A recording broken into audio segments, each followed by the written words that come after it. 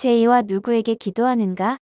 히브리서 기자는 그러므로 우리가 긍휼하심을 받고 때를 따라 돕는 은혜를 얻기 위하여 은혜의 보좌 앞에 담대히 나아갈 것이니라 고 말하고 있다.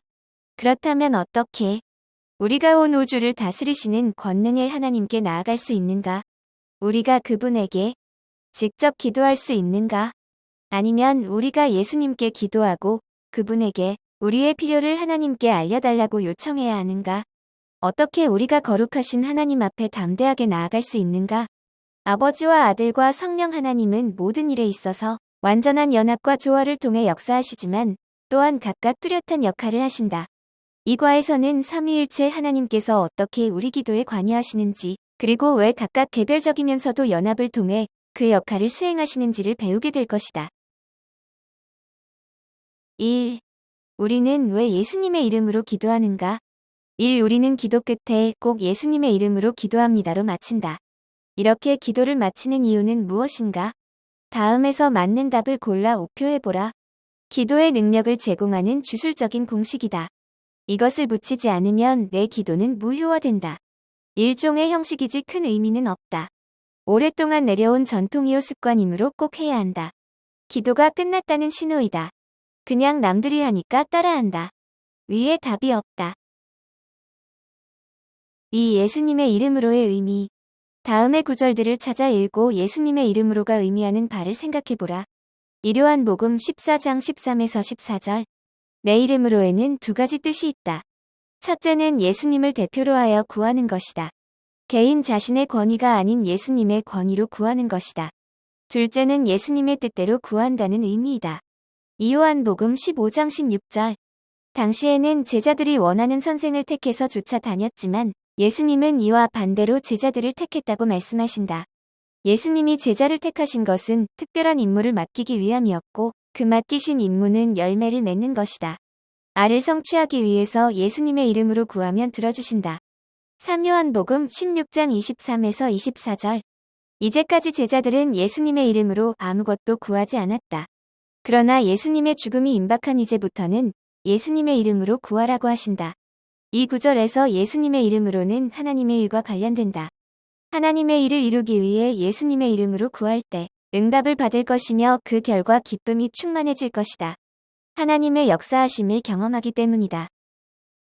베드로는 안진뱅이에게 베드로의 이름이 아닌 나사렛 예수의 이름으로 일어나 걸으라고 명했다. 이것은 무엇을 의미하는가? 그것은 자신의 권세가 아닌 예수님의 권세로 명한 것이다. 즉, 누가 이러한 권세를 주어 이런 역사를 일으키는지를 분명하게 밝힌 것이다.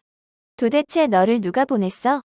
라고 묻는다면 베드로는 당당하게 나사렛 예수라고 답할 것이다. 사도 바울은 사도행전 16장 18절에서 어떠한 일을 했는가? 더리온 귀신을 예수 그리스도의 이름으로 책망하여 나오게 했다. 자신의 이름이 아닌 예수 그리스도의 이름으로 쫓아냈다. 예수님의 권세로 했다. 위의 구절들을 참고하여 예수 그리스도의 이름으로라는 말의 뜻을 네 가지로 정리해보라. 무엇을 의미하는가? 우리도 가끔 내 이름을 걸고 맹세한다고 말한다. 이것은 단지 이름 석자가 아닌 자신의 명예, 인격, 모든 것을 걸고 맹세함을 의미한다. 예수님의 이름으로 한다. 는 것은 네 가지로 정리해 볼 수 있다.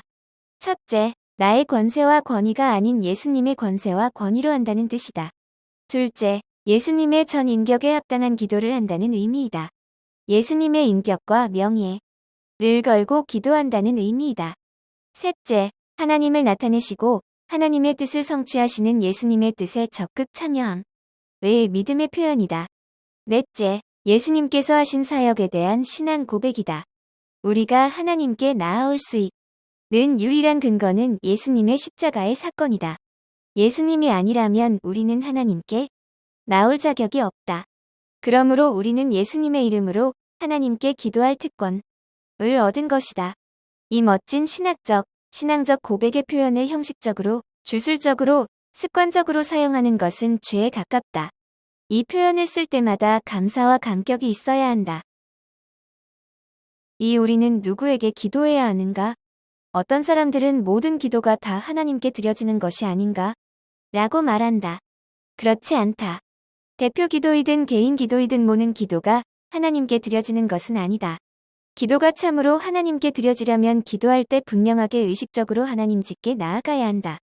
하나님께서 우리를 향하시며 진지하게 듣고 계신다는 것을 분명하고 생생하게 깨달아야 한다. 기도할 때 대부분 하나님을 생각하지 않는다. 우리의 마음이 전능하시고 사랑이 많으신 아버지께 사로잡혀 있지 않다. 우리는 기도하는 대상에 집중하지 않고 온 세상 이곳저곳을 헤매고 다닌다. 우리가 진실로 하나님의 임재 안에 거하고 진실로 그분의 얼굴을 대하여 만나고 우리가 바라는 것을 진실로 그분에게 구할 때 거기에 능력이 있다. 1. 성부 하나님. 우리는 누구에게 기도해야 하는가? 하늘에 계신 우리 아버지이신 성부 하나님께 기도한다. 우리가 기도하는 그분은 어떤 분인가? 역대상 29장 11에서 12절. 하나님은 모든 것을 소유하시 분이다. 이 시편 145편 18절. 우리가 기도할 때 가까이 하시며 우리의 기도를 들으티에른 분이다. 성부 하나님께 기도드리는 것이 가장 기본적이며 구약의 기도뿐 아니라 예수님께서 가르쳐 주신 주기도문의 본을 따르는 것이다. 이것은 합당할 뿐만 아니라 당연한 것이다. 이 성자 하나님. 우리가 성자 예수님께 직접 기도할 수 있다고 생각하는가? 다음의 구절들을 보며 누구에게 무엇을 기도했는지 찾아보라. 1. 사도행전 7장 59절. 스테반은 순교하며 주 예수여 내 영혼을 받으시옵소서라고 기도했다.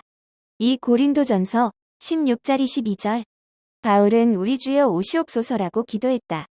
3. 고린도후서 12장 8절. 바울은 육체의 가시를 제해달라고 3번 주님께 간구했다. 4. 요한계시록 22장 20절. 요한은 아멘 주 예수여 오시옵소서라고 기도했다. 위의 구절들은 성경적으로 우리가 얼마든지 성자 예수님께 기도할 수 있음을 보여준다. 우리의 위대한 대제사장이신 예수님은 어떤 분인가? 예수님은 우리의 연약함을 아시고 동정하신다. 모든 일에 우리와 똑같이 죄의 유혹과 시험을 받으셨기 때문에 우리의 연약함을 아시고 동정하신다. 그러나 예수님은 죄가 없으시다. 이렇게 위대한 대제사장이신 예수님께 기도하라. 예수님의 이름은 하나님께 모든 것을 의미한다. 하나님은 예수님을 하늘 가장 높은 곳으로 올리셨고 그의 이름을 하늘과 땅에 있는 어떤 이름보다도 높이셨다. 모든 이름 위에 뛰어난 예수님의 이름으로 최사합을 받고 예수님의 이름으로 치유받는다. 예수님의 이름으로 기도하는 것은 우리에게 주신 특권 중의 특권이다. 3. 성령님. 성경에서 성령께 기도한 구절은 한 군데도 없다. 그러나 성령께서 우리의 기도를 도와 주신다고 말한 구절은 찾아볼 수 있다. 로마서 8장 26에서 27절을 읽으라. 이와 같이 성령도 우리의 연약함을 도우시나니 우리는 마땅히 기도할 바를 알지 못하나 오직 성령이 말할 수 없는 탄식으로 우리를 위하여 친히 간구하시느니라. 마음을 살피시는 이가 성령의 생각을 아시나니 이는 성령이 하나님의 뜻대로 성도를 위하여 간구하심이니라. 성령이 우리의 연약함을 도우신다는 의미는 성령께서 우리를 대신하여 기도하기 때문에 우리가 기도하지 않아도 된다는 뜻이 아니라 우리와 함께 하셔서 우리의 연약한 기도가 효과적인 기도가 되도록 도와주심을 의미한다. 마음을 살피시는 이는 하나님이시다. 하나님께서 성령의 생각을 아시기 때문에 성령이 우리를 위해 간구하실 때 하나님께서 자연히 우리의 간구를 아신다. 1. 왜 성령께서 우리의 기도를 도와주셔야 하는가? 우리는 연약하여 어떻게 기도해야 하는지 모르기 때문이다. 우리는 하나님의 뜻이 아닌 내 육체의 욕심으로 잘못 기도하기도 하고 염려와 낙심으로 기도하지 못하기도 하는 연약한 존재이기 때문이다. 이 성령께서 어떻게 우리의 기도를 도우시는가? 성령님은 우리를 위해 중보하신다. 우리가 어떤 일을 위해 기도할 때 우리가 그 일에 대한 하나님의 뜻을 잘 모르기 때문에 성령께서 하나님의 뜻대로 기도해 주시고 또 우리가 하나님의 뜻대로 기도하도록 도우신다. 3. 왜 하나님께서 성령님의 기도를 들으시는가? 마음을 감찰하시는 하나님은 성령의 생각을 아시는 분이다. 성령께서 하나님의 뜻대로 성도를 위해 간구하시기 때문에 하나님은 성령님의 기도를 도우신다. 그렇다면 우리가 성령님께 기도할 수 있는가? 1. 성령님께 기도한 성경 구절도 없지만 그것을 금한 성경 구절도 없다. 2. 성령님도 삼위일체의 한 분이시로 얼마든지 성령님께도 기도할 수 있다.